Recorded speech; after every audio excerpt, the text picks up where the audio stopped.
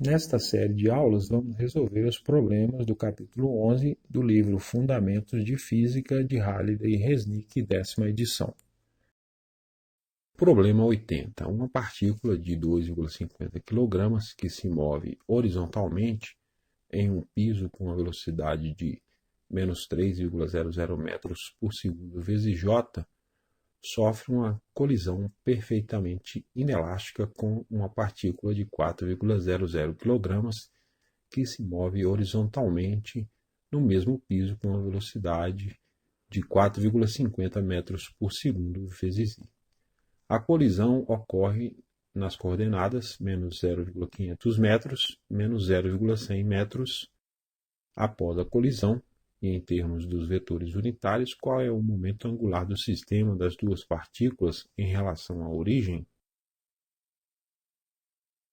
Antes da colisão entre as partículas, elas se moviam como mostra a figura. A partícula 1 se move na direção J e a partícula 2 se move na direção I.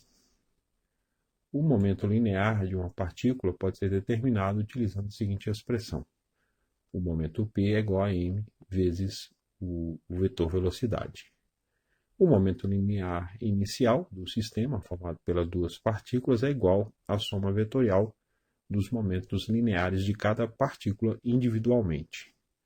Então, o vetor P0 vai ser m1 vezes v1 mais m2 vezes v2. Substituindo pelos valores das medidas, fica 2,50, que é o m1, vezes menos 3,00 vezes j, que é o v1, mais 4,00, que é o m2, vezes 4,50 vezes i, que é o v2. Efetuando as multiplicações e escrevendo primeiro o i e depois o j, as componentes, 4,00 vezes 4,50 vezes i dá 18,0 vezes i, 2,50 vezes menos 3,00 vezes j dá menos 7,50 vezes j, quilograma vezes metro por segundo, a unidade de momento linear. O problema diz que a colisão foi perfeitamente inelástica. Isso significa que houve uma perda máxima de energia cinética do conjunto. No entanto, como apenas forças internas atuaram sobre o sistema, uma partícula exerceu força sobre a outra, o momento linear se conserva. Então, o momento linear imediatamente depois da colisão é o mesmo que acabamos de calcular. Então, o momento P vai ser 18,0 vezes I menos 7,50 vezes J, quilograma vezes metro por segundo. Uma das maneiras de calcular o momento angular de um sistema é utilizando a seguinte equação. O momento angular, L, vai ser o produto vetorial entre o vetor R e o vetor P. O vetor R é traçado do ponto de referência, nesse caso a origem, até a posição onde as partículas colidem. As coordenadas do ponto de colisão são as componentes do vetor R. O produto vetorial que aparece na equação pode ser determinado calculando o determinante de uma matriz 3x3, cuja primeira linha é composta pelos vetores unitários, a segunda linha pelas componentes do primeiro vetor e a terceira linha é formada pelas componentes do segundo vetor.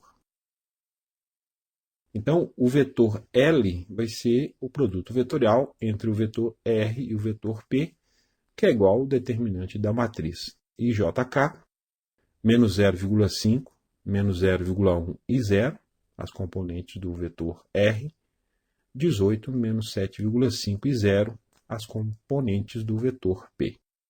Para o cálculo do determinante, repetimos as duas primeiras colunas, e o determinante é igual à soma dos produtos das diagonais principais menos o produto das diagonais secundárias. Então, este produto é I vezes menos 0,1 vezes 0 dá 0, J vezes 0 vezes 18 dá 0, e K vezes menos 0,5 vezes menos 7,5 dá 3,75 vezes K, menos K vezes menos 0,1 vezes 18 dá menos 1,8 vezes K, I vezes 0 vezes menos 7,5 dá 0, J vezes menos 0,5 vezes 0 dá 0. Esse sinal negativo troca o sinal que está dentro dos colchetes, então fica 3,75 vezes K mais 1,8 vezes K, que dá 5,55 vezes K, quilograma vezes metro quadrado por segundo. O resultado já foi escrito com 3 algarismos significativos, que é a precisão das medidas originais.